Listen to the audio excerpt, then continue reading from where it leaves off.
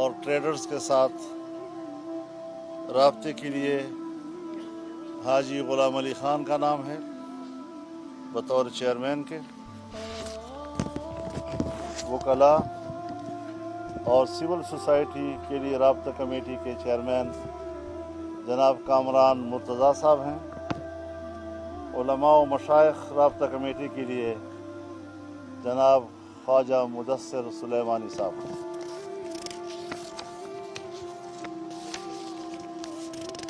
یہ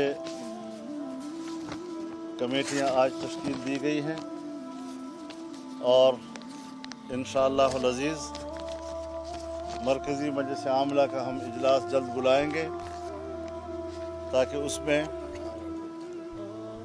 ہم اسلام آباد میں اکتوبر کے مہینے کے اندر آنے کی تاریخ کا تعین کر سکیں۔ مرکزی مجلس عاملہ کا اجلاس 18 ستمبر کو ہوگا اور اس میں اسلام آباد کی طرف پوری قوم کو دعوت دینے کی تاریخ کا تعین کیا جائے گا۔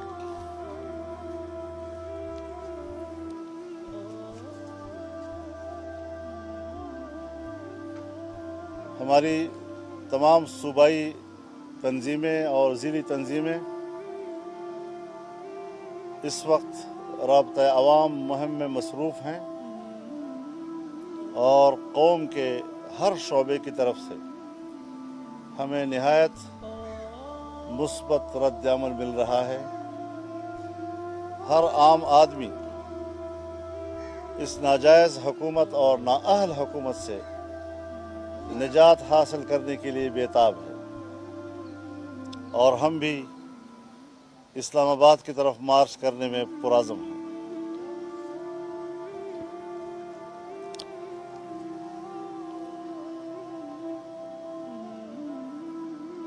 D G I S P R نے کل تقریر کی ہے، کچھ بنیادی نکات انہوں نے اٹھائے ہیں۔ کشمیر کے لیے انہوں نے جن جذبات کا اظہار کیا ہے کہ ہم آخری سپاہی اور آخری گولی تک لڑیں گے، میں ان کے اس جذبے کا خیر مقدم کرتا ہوں۔ ان کا یہ بیان ہمارے حوصلے بلند کرنے کے لیے کافی ہے، لیکن سیاست کے ایک طالب علم کی حیثیت سے شاید ان کو یاد نہ ہو اس وقت ان کی عمر کیا ہوگی، لیکن پھر بھی وہ مجھ سے بہتر جانتے ہوں گے کہ جنرل یحییٰ خان نے جب وہ افواج پاکستان کے سپریم کمانڈر تھے یہی باتیں ایک دن پہلے کہی تھیں کہ ہم گلی گلی لڑیں گے، کارخانوں میں لڑیں گے، جنگلوں میں لڑیں گے، صحراؤں میں لڑیں گے، اور اگلے دن پلٹن میدان میں جنرل نیازی نے سرنڈر کیا اور پھر اس نے بیان دیا کہ میں نے سپریم کمانڈ کی ہدایات پر سرنڈر کیا ہے۔ خدا کرے ان کا بیان اس طرح نہ ہو۔ ایک دوسری بات کا میں خیر مقدم کروں گا کہ انہوں نے ہمارے اس تشویش کو دور کرنے میں مدد دی ہے کہ انہوں نے کہا ہم اسرائیل کو تسلیم نہیں کریں گے۔ خدا کرے کہ پاکستان بطور ریاست کے ان کو اس پالیسی پر استقامت نصیب ہو۔ انہوں نے یہ بھی کہا ہے کہ ہم معیشت کو بہتر بنانے کی طرف جا رہے ہیں۔ معیشت کی بہتری اور معیشت کی کمزوری اس کی ذمہ داری وہ اپنے سر نہ لیں، یہ ان کا جاب نہیں ہے۔ دفاع کے حوالے سے بات کریں گے تو ہم اعتماد کریں گے، لیکن معیشت کے حوالے سے یہ ان کا جاب نہیں ہے۔ وہ کس بنیاد پر کہہ رہے ہیں کہ ہم معیشت کی بہتری کی طرف جا رہے ہیں؟ میں ان کو واضح طور پر کہنا چاہتا ہوں کہ حکومت اس وقت حالت نزع میں ہے اور حالت نزع میں کوئی توبہ قبول نہیں ہوتا۔ لہٰذا اس قسم کے بیانات دینے سے نہ ہمارے عزم میں فرق آئے گا اور نہ حکومت کے خاتمے کے لیے ہماری جدوجہد متاثر ہوگی۔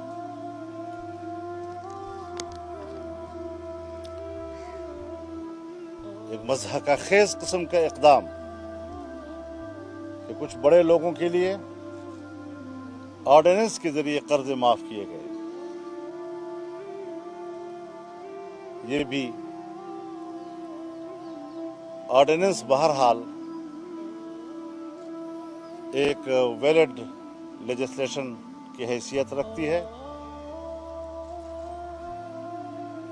پھر وعدہ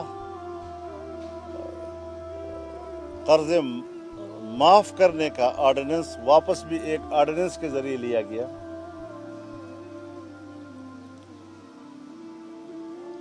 یہ دونوں چیزیں عوام دیکھ رہی ہے، لیکن واپس لینے والے آرڈیننس کی اب کوئی حیثیت نہیں ہے۔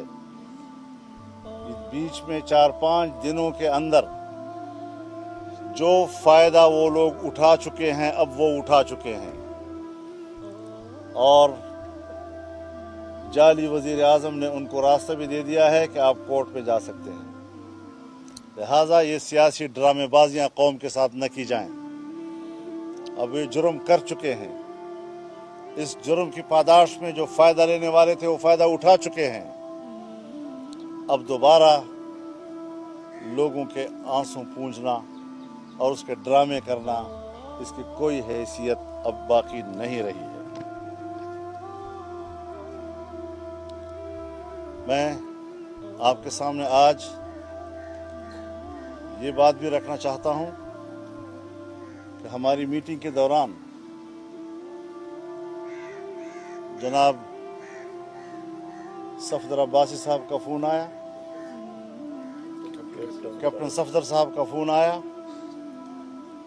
اور کیپٹن صفدر صاحب نے باضابطہ طور پر میاں نواز شریف صاحب کا پیغام پہنچایا کہ وہ ان سے ملاقات کر کے ابھی باہر آئے ہیں جیل سے، اور آپ کے لیے پیغام یہ ہے کہ ہم اکتوبر میں جس تاریخ کا بھی آپ اعلان کریں گے ہماری پوری مسلم لیگ آپ کے ساتھ شانہ بشانہ ہوگی۔ میں ان کا شکریہ ادا کرتا ہوں، اور میں سمجھتا ہوں کہ تمام سیاسی جماعتیں جو مسلسل ہمارے رابطے میں ہیں ان کا بھی یہی رد عمل ہوگا، اور پوری اپوزیشن انشاءاللہ ہمارے اس آزادی مارچ کا حصہ ہوں گے۔ وآخر دعوانا ان الحمدللہ۔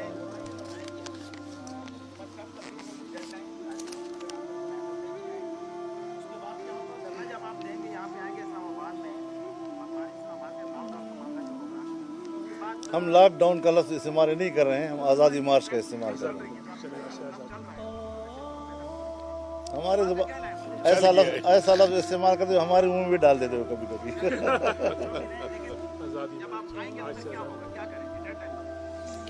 دیکھیے، ہم تو واضح طور پر کہہ رہے ہیں کہ الیکشن جعلی ہوئے ہیں، حکمران جعلی بھی ہیں اور نااہل بھی ہیں، اور سب سے بنیادی اور اصولی موقف ہمارا جتنے بھی مسائل ہوں گے اسی ایک موقف کے گرد گھومتے ہوں گے، چاہے وہ مذہبی حوالے سے ہوں، چاہے وہ جمہوری حوالے سے ہوں، چاہے وہ مہنگائی کے حوالے سے ہوں، چاہے وہ بے روزگاری کے حوالے سے ہوں، چاہے وہ کاروباری حوالے سے ہوں۔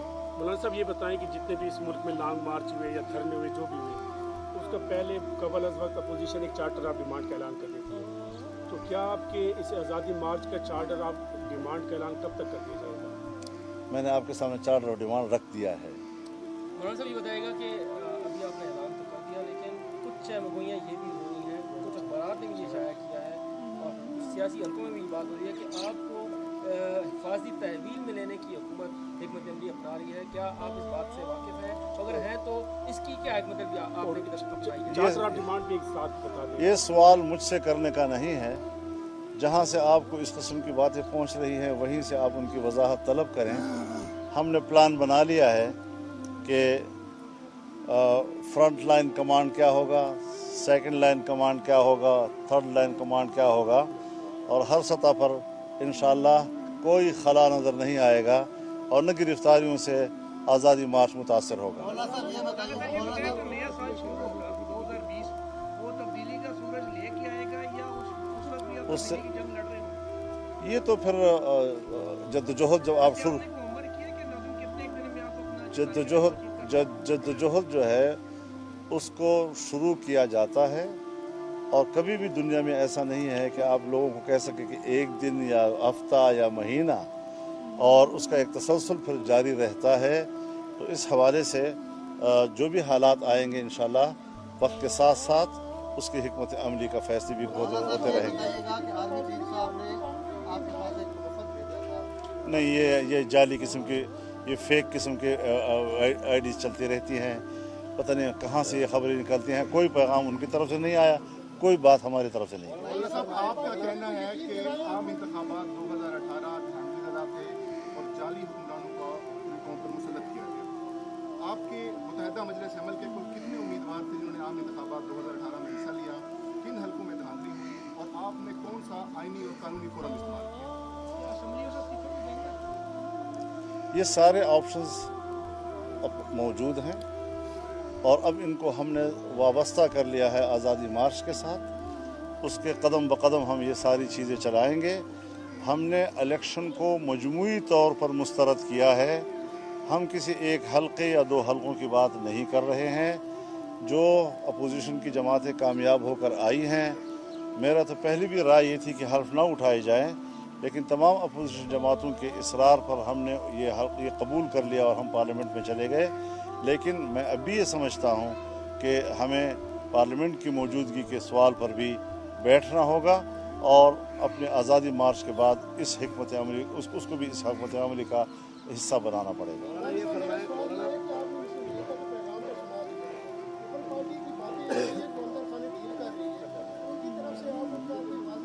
मेरे ख्याल में जिस तरह डील की बातें नवाज शरीफ के हवाले से होती रहीं और दम तोड़ गईं, दूसरी जमातों के हवाले से भी चंद रोज़ के अंदर पोजीशन वाज़ेह हो जाएगी कि ये सिर्फ आज़ादी मार्च को मशकूक बनाने की कोशिश थी और हकीकत उसके अलावा कुछ और है।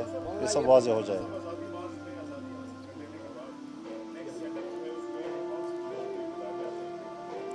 ये कौम का फ़ैसला है, कौम ने फ़ैसला करना है। यही तो हमारी जंग है कि पेशगी हम क्यों फ़ैसले करते हैं कि फ़लाने की हुकूमत होगी। ये अवाम का हक़ हम क्यों छीन रहे होते हैं। ये जमहूरियत क्या नुमाइशी चीज़ है?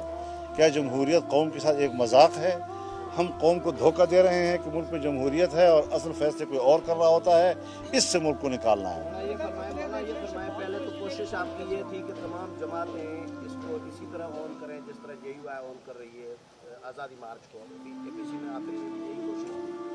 तो जो कमेटियाँ बनाई गई उसमें नून लीग पीपल्स पार्टी को शामिल नहीं किया, तो वो आपकी तरह ऑन नहीं कर रहे इस आज़ादी मार्च को, आपकी हिमायत कर रहे हैं।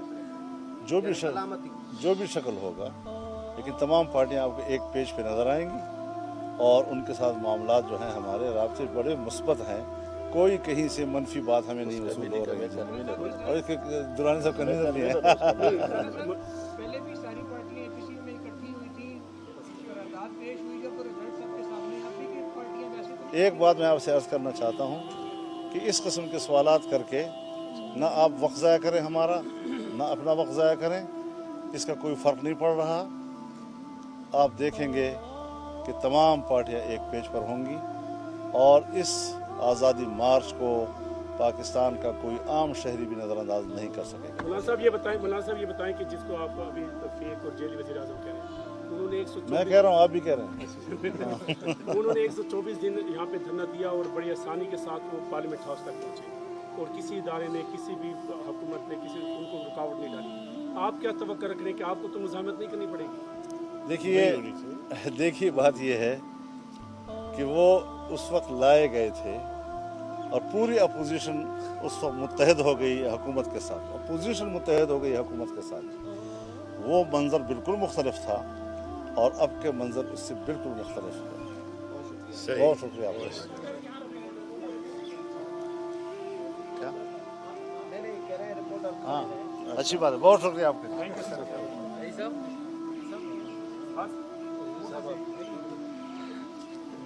इधर देखना है।